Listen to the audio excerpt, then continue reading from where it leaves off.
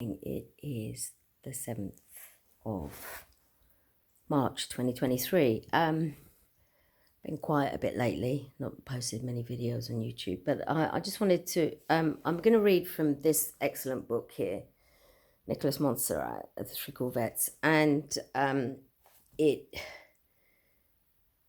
in those dark years of his war, 1939-94, it's ferocious, unforgiving, terrible war, the Battle of the Atlantic. RNVR officer, he served on His Majesty's corvettes, tough little ships charged with the impossible task of seeing vital convoys safely through the packs of marauding U-boats. I highly recommend that you get this book and read it. For those who part of it, so I've also been watching the film Dunkirk, and because I live very close to Dover and I know all the stories because I've spoken to many vets here, and Dunkirk's very, very powerful. I have somewhere, I'll try and find it, a beautiful photo I took in November last year with the sun going down over Dunkirk. Anyway, I'm going to read this little bit here from this book. I hope you don't mind. A story about a big man in a small boat, and looking at George Wainwright's broad shoulders as he lounged at the after end of the cockpit, we both knew that it was his story. Hundreds of little ships played their part in the evacuation of Dunkirk. Everything from old paddle wheel ferries to ship's lifeboats, nursed across the channel by a man and a boy. Their job was to run a shuttle service to come close inshore, load up with troops and bring them out to deeper water, where the bigger boats and the destroyers were waiting. Some of the little ships kept it up for 3 or 4 days. The 2.5-ton sloop Tantivy was one of these. Tantivy, said George Wainwright, was nothing to look at, though she was the owner's pride and joy. She had sailed across from Dover with the rest of the mob, following a call on the radio which asked for every small ship that could stay afloat to report for emergency duty.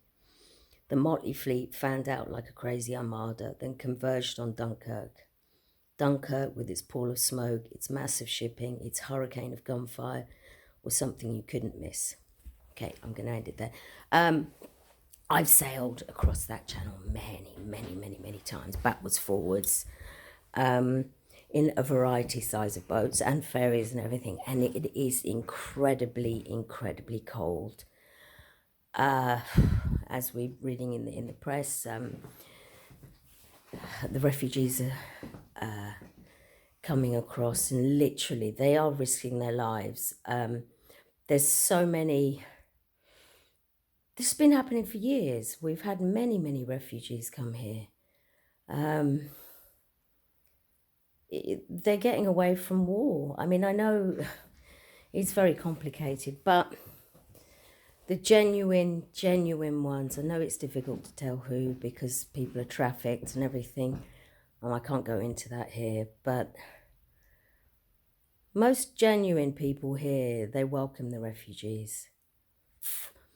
But the government all needs to do more for its own people because its own people are also suffering.